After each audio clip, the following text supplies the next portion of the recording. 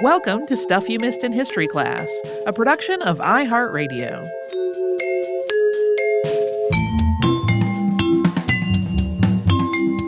Hello and welcome to the podcast. I'm Holly Fry. And I'm Tracy V. Wilson. So, Tracy, I'm very lucky because one of my awesome friends brought me a bunch of garden plants recently. Yeah. Who is a person you also know. And I love this because she participates in a community garden, so she gets all kinds of good stuff through, like, seedling swaps and whatnot. So I got a nice variety. I got some peppers and tomatoes and squash and some basil from her.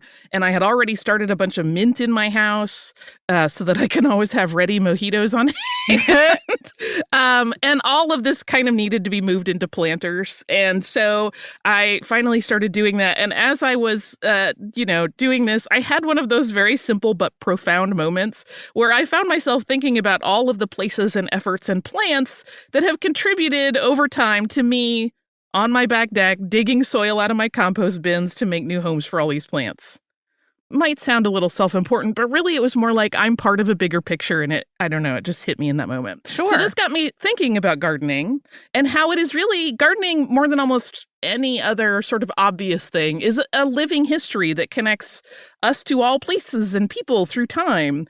Because, right, like people 5,000 years ago did not have a local home improvement store or a big box store where they could go get fertilizer and weed management in abundance from an entire aisle of shelves of these kinds of things. Yet, lots of plants that are useful or delightful to humans have survived and even thrived for thousands of years so that we can continue to plant their descendants today in our home gardens. This is where my head's at. So we have talked about various specific gardening topics before, right? Like we've talked about roses and we've talked about historical gardens at the History Center and some others, and some of those will come up here. But I wanted to take a look at how gardening developed in North America to contextualize some of those other topics. But of course, that also does involve things that happened around the globe prior to colonization.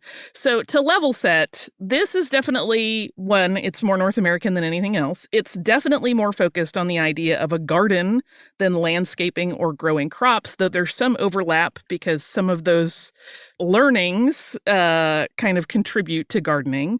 So we won't, for example, be talking like about when various cereal grains were grown in various historical cultures. And we also won't have a whole lot of discussion of East Asian gardening. That is a really amazing history all its own that I would love to tackle one day, but it is way outside the scope of this. We do talk about some influences on Western gardening from East Asia, though. But first, we're going to talk about North America before colonists, and then some of the history that led up to Europeans bringing their own gardening ideas to North America, and then how gardening developed and shifted once the colonies were established and beyond, leading up more or less to present day. This is, as you might imagine, a lot, so it is by no means comprehensive. We're really just trying to hit a few of the highlights that connect gardening traditions of today to history. So all gardening starts in the same place. Humans didn't invent plants out of thin air, and the earliest precursors to gardening started historically with somebody nurturing a useful plant species in that plant's natural habitat, and then starting to plant them more deliberately closer to where they lived or traveled so that they would have easier and faster access to these plants. So, of course, long before Europeans ever showed up on the North American continent, there were people here cultivating plants. And most of this might fall more closely under crops than gardening. We're talking about things like gourds and potatoes and maize that were being grown. According to records in what's modern-day Mexico as far back as 5500 BCE in some cases. And for a lot of cultures that were living in the Americas, there was already this deep understanding of how cultivated growing impacted the land. So a lot of the early practices here were focused on sustainability. That is not a new concept. And these techniques were then later picked up by gardeners who moved to North America from Europe. So, for example, companion planting was practiced by the Wampanoag people as well as others. And that has come to be known as the Three Sisters technique. And that is when three different crops were grown together that all supported each other in the soil. So one configuration is growing corn or maize along with pole beans and squash all together in the same tract. The corn offers climbing space for the beans. The beans enrich the soil with nitrogen that they pull from the air, and the squash provides a soil protective ground cover and a pest deterrent that helps to keep the smaller plants healthy. I actually saw a little article about a similar idea in gardens today that was combining sunflowers with other plants to grow them together in a way that naturally supported each other. Yeah, and there are even some people who have taken kind of this Three Sisters technique. It still gets used today, and they add in a flower component. So there are a lot of ways that this has been developed, but it really is kind of a wonderfully balanced idea. And another technique that was well established by indigenous populations in North America was what we would now call no-till gardening. So in this case, instead of digging up the soil to plant seeds, the soil is undisturbed in the seeding phase. Seeds are laid down, and then a fresh layer of compost is added on top of them. And as a consequence, the healthy soil that's been developed remains intact, and it actually prolongs its viability for future planting. Other techniques were also part of indigenous gardening practices for centuries before they were adopted by colonists who arrived on the continent. So terrace gardening to manage erosion and inconsistent rain cycles, irrigating using catchments and water runoff reservoirs, directing the water flow with dugout canals or indentations in the earth, seed saving, naturally fertilizing with things like fish or remnant vegetation, among others. These kinds of things come up a lot on our Unearthed episodes. We're always finding new evidence of new things that people were doing to cultivate plants. Yeah. I also love how a lot of these things get discussed when you're talking about modern gardening, and it's like, this isn't a new idea. Yeah. People have been doing it this whole time. This is not new in the least. And in addition to the indigenous gardening practices that colonists encountered and learned when they arrived in North America, Europeans also brought with them gardening knowledge that had roots all the way back in Mesopotamia, so that includes Babylon and Persia, as well as ancient Egypt. So we know that there were a variety of garden styles throughout Mesopotamia. The Hanging Gardens of Babylon are one of the 7 wonders of the ancient world, after all, although their date usually puts them at around 600 BCE as an origin point. And obviously, there was plant cultivation in the area way before that. Yeah, orchard gardens were cultivated, as well as temple gardens designed to honor deities. And there were also gardens that were cultivated in courtyards within palaces. And we know all this based on archaeological findings over the years, but we really don't have a lot of specifics on how most of these gardens were designed. We just have sort of snippets of information, like seeing the use of trees in straight lines right next to walls. Gardens were created in Egypt as far back as 10,000 BCE. And included the 3 types of gardens that we just mentioned. In Egyptian gardens, sycamores, date palms, and fir trees were used to form grand gardens that were pretty architectural in their design. They were highly ordered and precise in the placement of the flora. Both Mesopotamian and Egyptian gardens were often intended to offer an escape from the heat and the dryness of the desert, so kind of a respite of shade and beauty. Yeah, it's like, I would like to build a small oasis within the walls of my compound. That sounds great to me. By 6000 BCE, gardens had started to appear in Greece. And in addition to those 3 types of gardens that were used in prior locations that we mentioned, the common architecture of Greece may have given rise to small personal gardens. So most families lived in these sort of small homes, but they had courtyards. And while there isn't certain evidence in the matter, it has been theorized that one of the functions of those courtyards was as a place for small gardening projects, in addition to common other uses, like as a common living area and as a place to cook. Ancient Rome is where we start seeing more recorded information about gardens and their uses. The atriums found in the townhomes of Rome's wealthy inhabitants would have multiple garden areas. A peristyle court often contained a family shrine, and the gardens surrounding that would have been ornamental. The hortus courtyard was used for cultivating fresh fruits and vegetables, and the atrium courtyard would have been where rainwater was collected in cisterns and may have also included some ornamental plants. In villas outside of the heavily populated areas, courtyard gardens were also popular and also a lot grander in scale.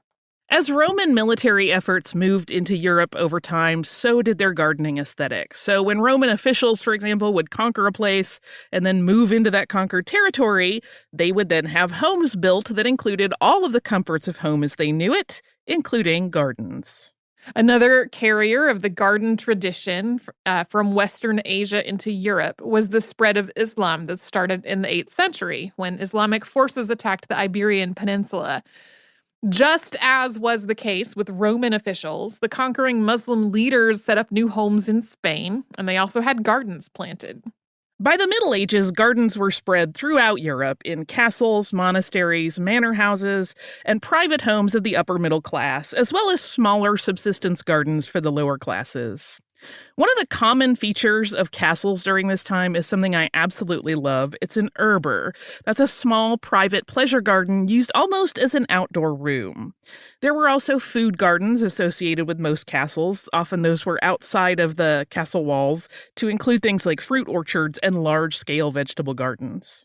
Monastery gardens were filled with produce plants as well as medicinal herbs, and this ties into our recent episode when we talked about barber surgeons and the ways that monks had at one point functioned in a more medical caregiver role. In just a moment, we're going to talk about the first known English language text on gardening, and it is pretty delightful. But before we get to that, we will take a quick sponsor break.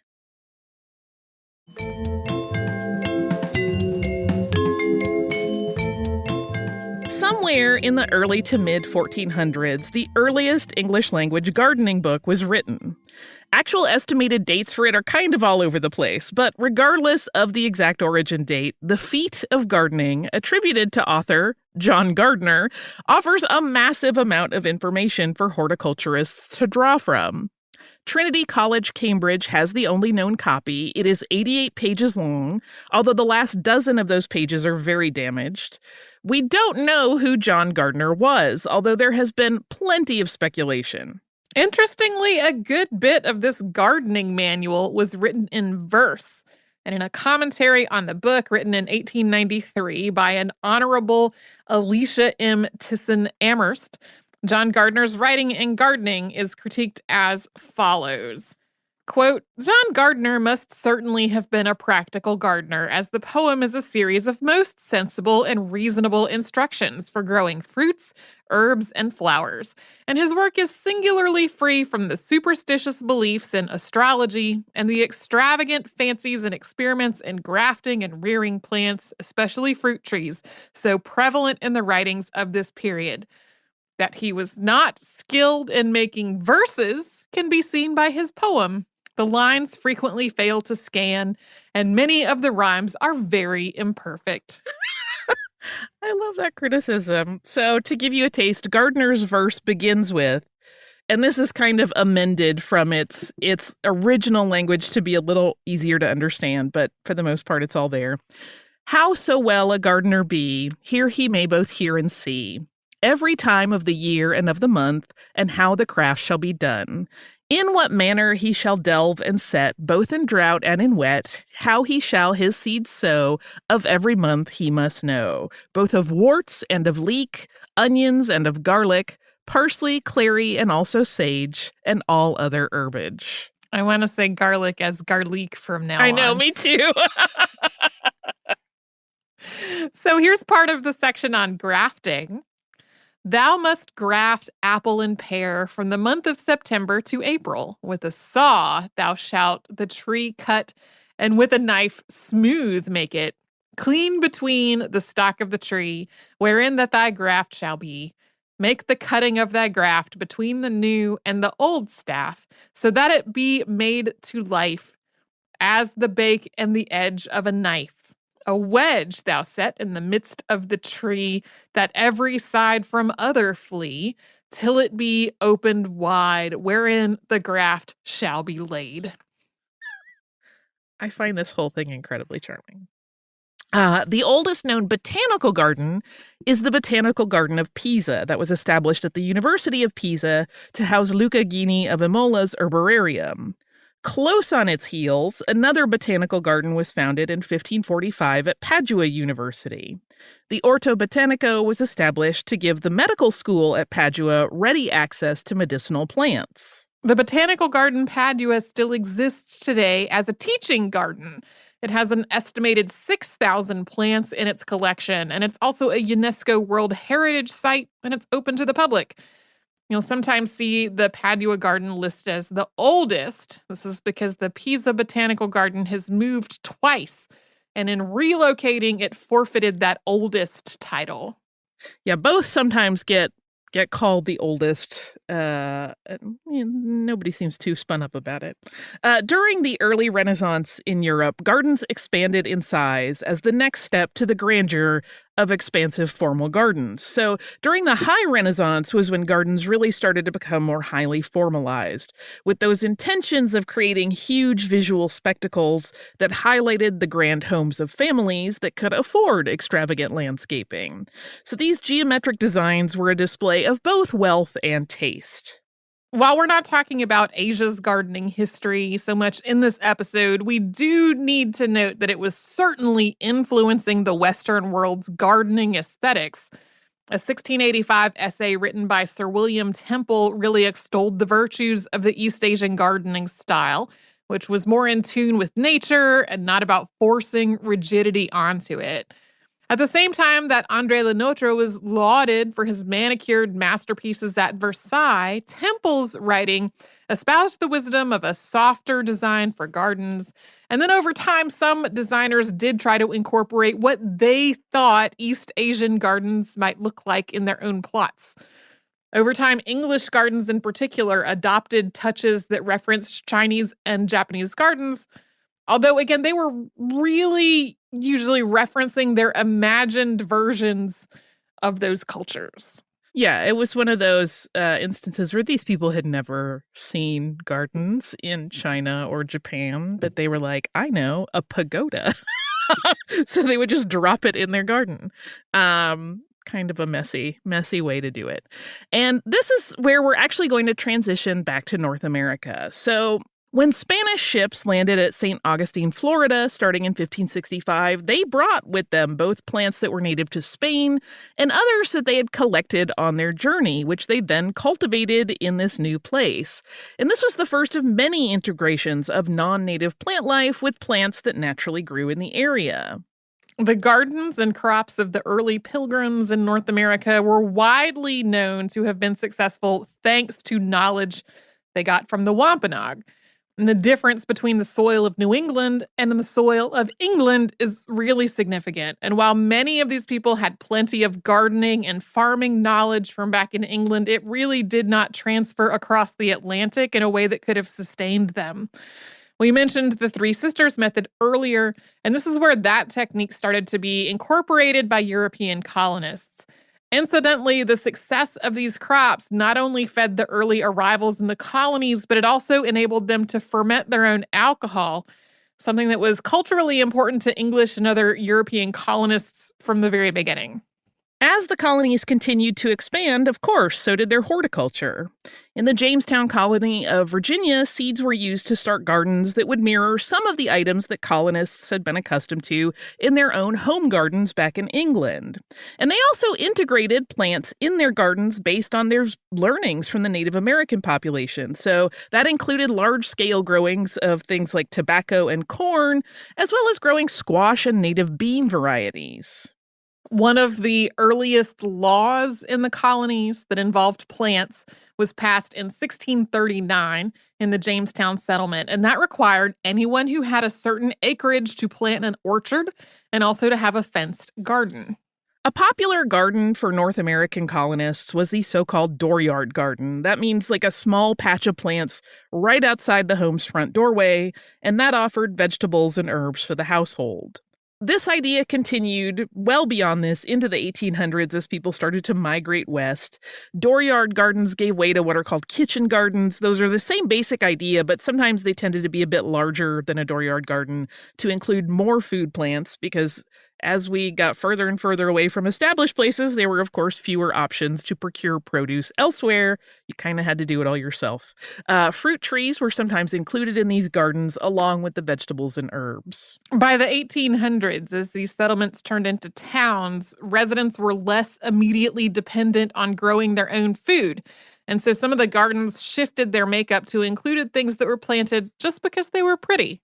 And this also marks the rise in the U.S. of an entire industry of plant breeders who could specialize in growing and reproducing hardy plants with disease and pest resistance.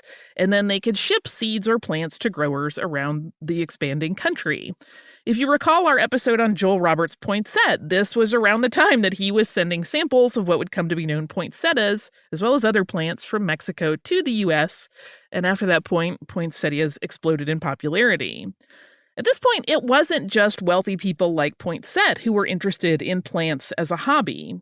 Leisure gardening became popular in the U.S. as people all across the socioeconomic spectrum started growing plants for ornamental use, and flowers started to be cultivated by home gardeners even more than fruits or vegetables. Coming up, we will talk about the rise of botanical gardens and seed companies in North America, and we'll dive into that after a pause for a word from some of the sponsors that keep Stuff You Missed in History class going.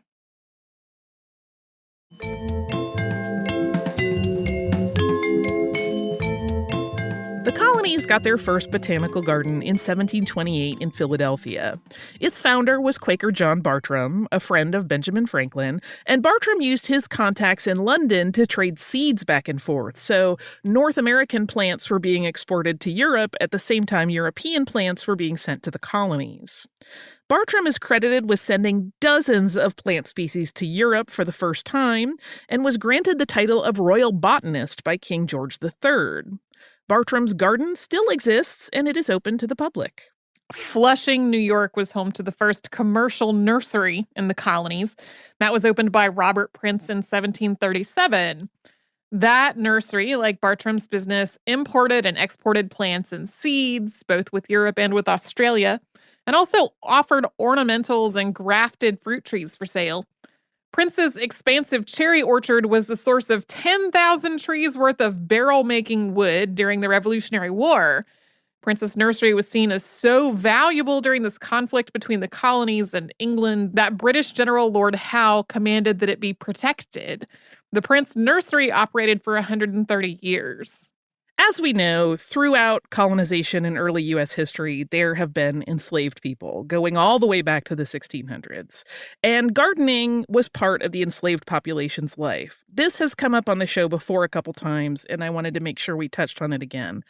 For example, when we had journalist and cookbook author Anne Byrne on to talk about her historical baking books, particularly the one on cookies, American Cookie, she mentioned benny seeds that traveled to North America in the pockets of enslaved people. And in Holly's interview with Sarah Roberts of the Atlanta History Center, she talked about the enslaved people's garden that's part of Smith Farm at the History Center, and how it recreates the subsistence gardening that was often a necessity for enslaved people to ensure that their food supply was supplemented with fresh produce and herbs. To reiterate what Sarah told us in that interview, allowing the enslaved workforce to maintain their own small crops was not a magnanimous move on the part of enslavers. This was a means to ensure that the enslaved people retained a connection to place and minimize the likelihood that they would try to escape. Additionally, these gardens not only yielded food for the enslaved community, but in cases of particularly successful yields, it sometimes created a means to earn a little bit of money by selling off the surplus. This is one of those things that can come across, as you just noted, as being magnanimous, but it was also putting some of the onus on enslaved people to provide their own food for themselves. So it's like layers. Yeah. And also knowing like, hey, your beans are going to be ready in 2 months. So you're probably going to be, I don't have to worry about you trying to get away in the next 2 months. You know this is important. Yeah. Throughout the history of gardening in North America, enslaved labor was used for most of the grand landscapes and many of the less grand that were created by colonists and early Americans. This came up in our White House two-parter, but it really applies to most of the historical homes that we think of when we think of the founders and very wealthy European colonists. In the late 1700s, dedicated seed stores began to open around the United States. The D. Landreth Seed Company opened in Philadelphia in 1784 and eventually had George Washington and Thomas Jefferson as customers. Jefferson also patronized another Philadelphia seed company that was run by Bernard McMahon. That one opened in 1796. The first seed pamphlet was created by G. Thornburn and Sons Seed and Florist Shop that operated in New York City starting in 1802. As plants and seeds marketed to individual gardeners continued to grow in popularity in the U.S., so did large-scale gardens and landscapes. In 1820, the U.S. Botanic Garden was founded in Washington, D.C. by an act of Congress. At the same time, garden cemeteries started to be popular, and large parks in the formal European style, like Central Park and Prospect Parks in Manhattan and Brooklyn, all of those started to develop. Yeah, you see how just like the idea of gardens started to gain more and more value as a culturally important part of U.S. identity. And for the home gardener, there were also just more possibilities. For one, people started moving out of the most dense areas of cities and to less crowded areas where they had more of their own green space to cultivate. It also became quite popular in the mid-1800s for wealthy families that lived in the city to purchase country homes. So even though they were city dwellers, they had a place to garden, or in many cases, have their enslaved workforce or their staff do the gardening for them. In 1860, natural pesticides made from things like dried and powdered chrysanthemums started to be offered to home growers to control insects in the garden. Chrysanthemums contain a naturally occurring chemical compound known as pyrethrin, and that impacts the insect nervous system, causing paralysis and then death. So, small-scale gardeners had more success at raising plants, and that bolstered interest in gardening even more. In the 1870s, two things happened that gave the home gardener in the U.S. both more information and more to work with when planning their plots of flowers and produce. First, the Philadelphia Centennial Exposition of 1876 featured a massive horticultural hall that was inspired by Paxton's Crystal Palace from the 1851 London Exposition. That hall contained exhibit after exhibit of plants and tools and demonstrations in gardening that were meant to appeal both to professional gardeners and to home amateurs. In the wake of the U.S. Civil War, people were really eager for the escape of the expo. It's estimated that 100,000 people attended the opening speech that was given by President Ulysses S. Grant, and that 10 million visitors attended the expo over the course of its 6-month run. The other development of the late 1870s was another seed business. And this one has a name that folks will probably be familiar with, even if you only have the most casual knowledge of gardening. And its founder had attended the expo and was just beyond inspired. W. Atlee Burpee was only 18 when he went to this expo and was expected to continue on with the family poultry and livestock business.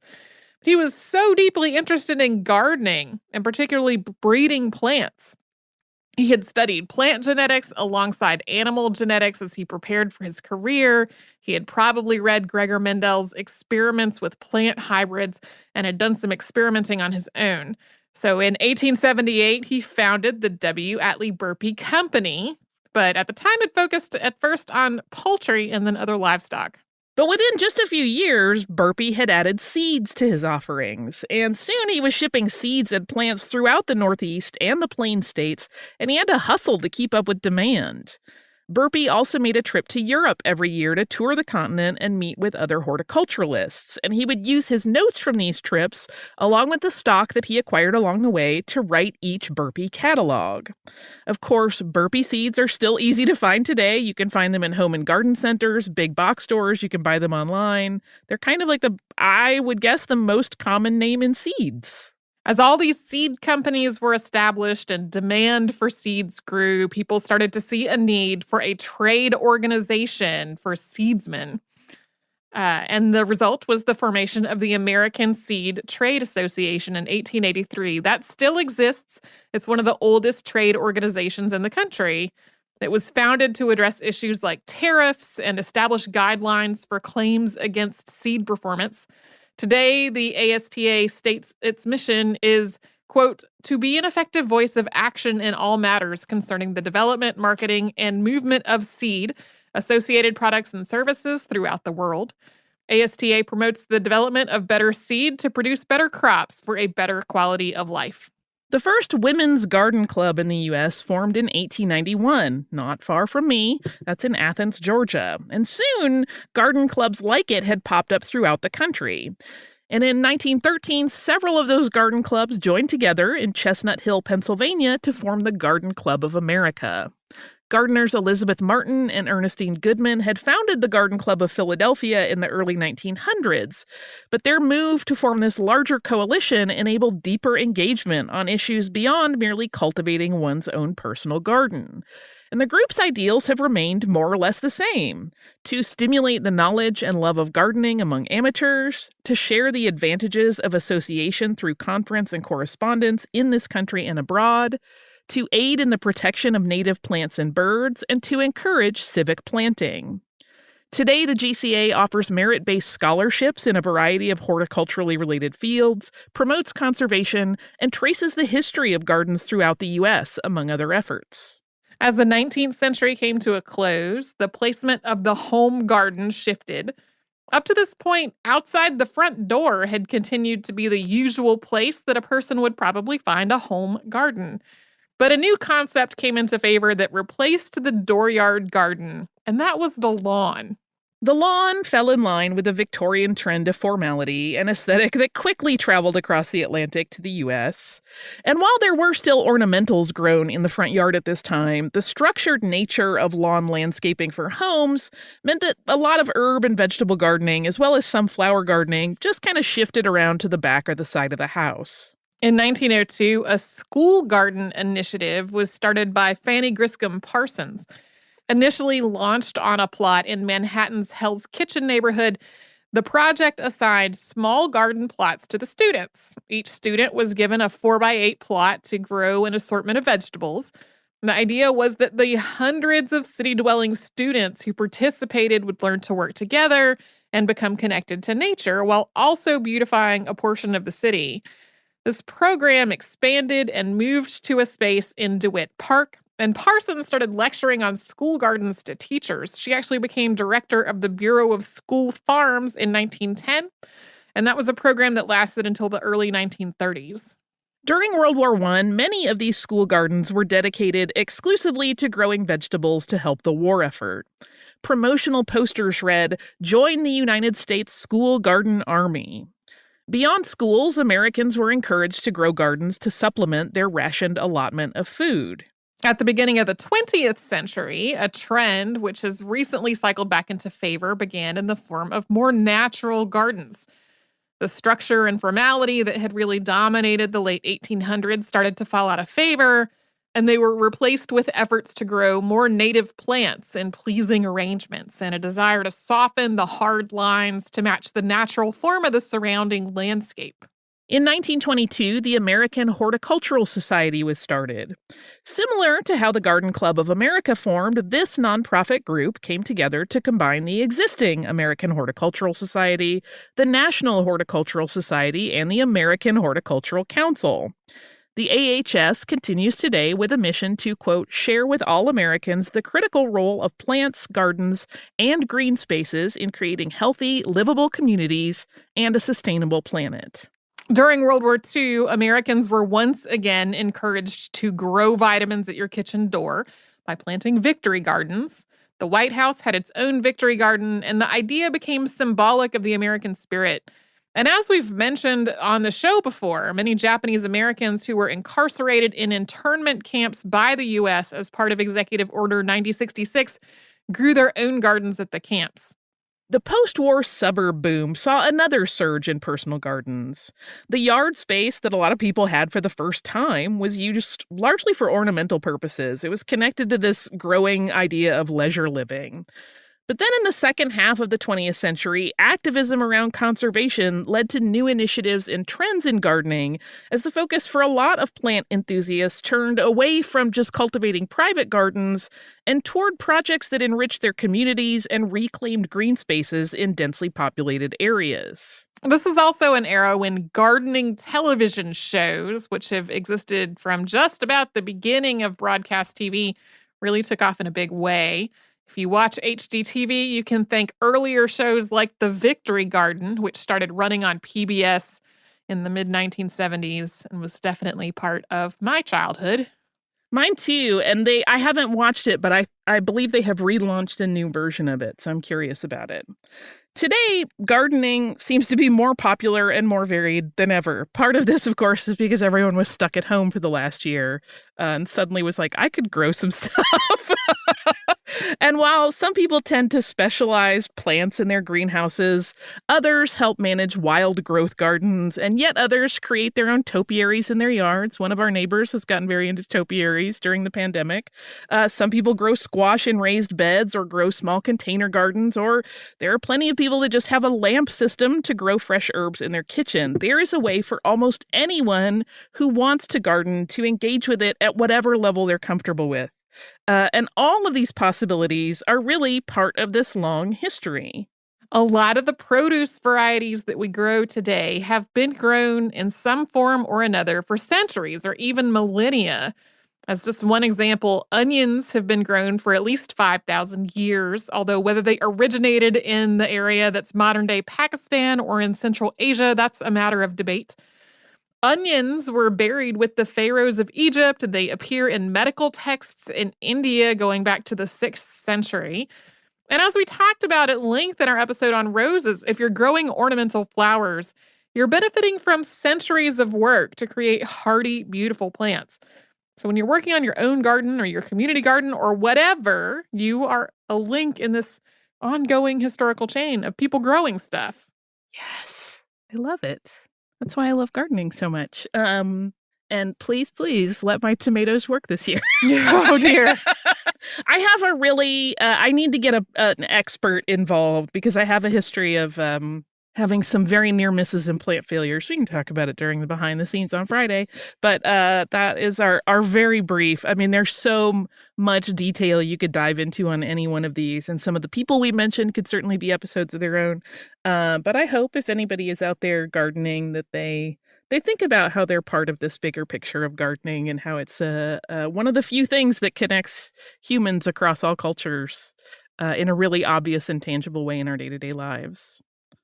Okay, I have listener mail. This is a twofer because it covers both our recent episode on the Tacoma Narrows Bridge and our older episode on Cannery Row. This is from our listener, Chelsea, who writes, Dear Tracy and Holly, evidently I got distracted partway through telling you my life story after your Cannery Row episode, so I'll just add on my Tacoma Narrows Bridge commentary here and actually send it this time. My husband was stationed at Naval Base Kitsap in 2015 to 2018, and I got really involved volunteering at the Kitsap Humane Society. I walked and fostered dogs, I did dishes and laundry, and drove for the transfer team. We transferred in animals from overcrowded shelters all over, Hawaii, Texas, Guam, California, and even Israel once, and found them homes in the area. I was always amused by the looks on the faces of the Kauai dogs that jumped out of the van to find a few inches of snow. This meant that about once a week for more than 2 years, I drove across Sturdy Gertie, that podcast was the first time I heard that nickname, to pick animals up from SeaTac Airport in the middle of the night. I can confirm that the winds through the Narrows are still intense. I don't think I ever felt the bridge move, but there were definitely times it took effort to stay in my lane. Feeling the broadside of the behemoth of a cargo van getting smacked by wind will certainly help keep you awake. I figured you guys could use Tacoma Narrows dog stories that ended better than poor Tubby's. I miss getting to work with all the dogs since we've moved and the local shelter can't have volunteers because of the pandemic, but I make up for it by loving our foster fail pit mix, Melina. Pics attached. That dog is painfully cute. She also had included her original message, which was about Cannery Row. And I'll pick up part of that. She said, I grew up in Monterey, exactly a mile up the hill from the Monterey Bay Aquarium. Here are a series of anecdotes and fun facts from my hometown. Local lore said the streets I walked to get to the elementary school bus was named for women who had worked in Flora Woods, Bordello, Alice, Grace, etc. I have no idea if this is true, and Google was no help in confirming. When my brother was in second grade, his class went on a field trip to the aquarium and ate lunch in the outdoor classroom. A seagull grabbed his sandwich out of his hand and then immediately dropped it into the ocean. He cried and his teacher had to share her lunch with him. I have had the seagull theft situation and it's scary. Yeah. They will, I've said before that I grew up on the Florida Gulf Coast when I was little, and I remember I had a bag of Doritos once, and a flock of seagulls literally came and were just like, that bag is ours, ma'am. And then I was terrified. It was a lot of birds. Anyway. Chelsea also mentions that there was a Nickelodeon game show on in the 90s that frequently gave a trip to the aquarium as its big prize, and I spent way too much time worrying that if I went on the show and won, it would not be a very good prize for me, given that it wouldn't be a vacation, and we already had year passes to get in. Did the showrunners base the prizes off of the hometowns of the contestants? I never even tried to get on the show, but the logistics of prize selection worried me. Kids are weird. That is very cute. There are other stories that she includes, but I wanted to include those. They're so sweet. She also mentions that if you do visit Monterey, bring a jacket. A major driver of summer sweatshirt sales at the Cannery Row shops is tourists who come expecting California summer weather and get stuck in the June gloom. It gets very cold at times. But thank you so much, Chelsea. Also, I really do love those pictures of your dog. That is a cute baby, and I understand why that was a foster fail. If you would like to write to us, you can do so at historypodcast@iheartradio.com. You can also find us on social media as Missed in History, and you can subscribe to the show on the iHeartRadio app, at Apple Podcasts, or wherever it is you listen.